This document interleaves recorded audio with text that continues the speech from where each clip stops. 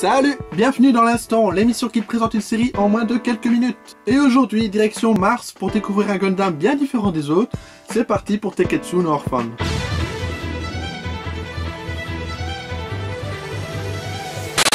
Gundam Teketsu no Orphan, ou Iron Blooded Orphan, mais qui, quoi qu'il arrive, signifie en français les orphelins en sang de fer, est une série sortie en 2015 de 25 épisodes, et dont une deuxième saison de 25 épisodes également est actuellement en cours. D'ailleurs, elles sont toutes les deux disponibles sur Wakanim, Crunchyroll et Daisuki. Ouais, là vous avez le choix. Chose à savoir, ici il s'agit d'un tout nouvel univers, aucun rapport avec les précédents Gundam, donc inutile d'en avoir vu un autre pour comprendre.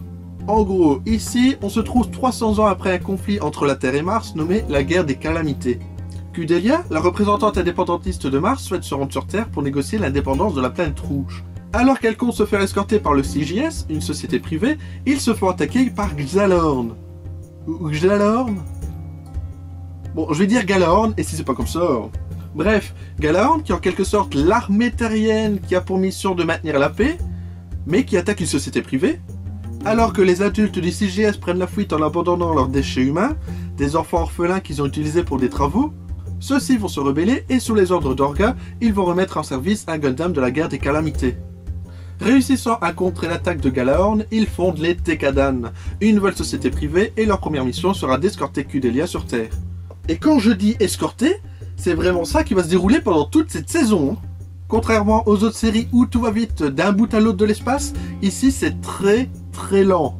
Mais c'est une lenteur qui peut être pardonnée, car ça va permettre de donner des détails sur qui ils sont, la façon dont ils vivent, rendant ainsi l'univers plus vivant. Mais bon, je pense surtout que c'était pour rendre plus tragique la mort de certains personnages. Autre point, c'est que même s'ils font des plans exceptionnels et qu'ils réussissent brillamment leur mission, des alliés viendront les remettre à leur place, car après tout, ce ne sont que des enfants et ils n'imaginent pas toujours les conséquences de leur action. Et puis il y a Mikazuki, qui est avec Orga les deux personnages principaux de cette série. Mika est le pilote du Barbatos, et dont la seule chose qui compte, c'est d'obéir aux ordres d'Orga. Je pense que je n'ai encore jamais vu de héros qui soit à la fois aussi froid et aussi surprenant. Surprenant car il a parfois des réactions totalement inattendues et franchement badass de sa part. Je pense qu'il va vite rejoindre le panthéon de mes pilotes préférés.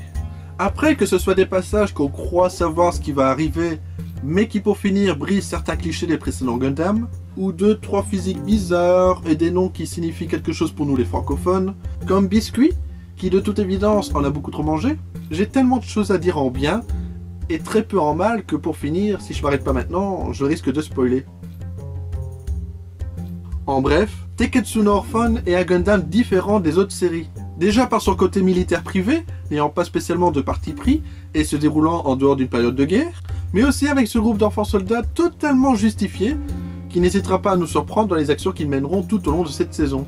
Sans compter la fin tout simplement spectaculaire, qui camouflera facilement les légers détails qui partagent certains fans de la série. En gros, si vous souhaitez voir un Gundam, lancez-vous sans hésiter sur Iron Blooded Orphan, car il n'y a quasiment aucune chance que vous soyez déçus.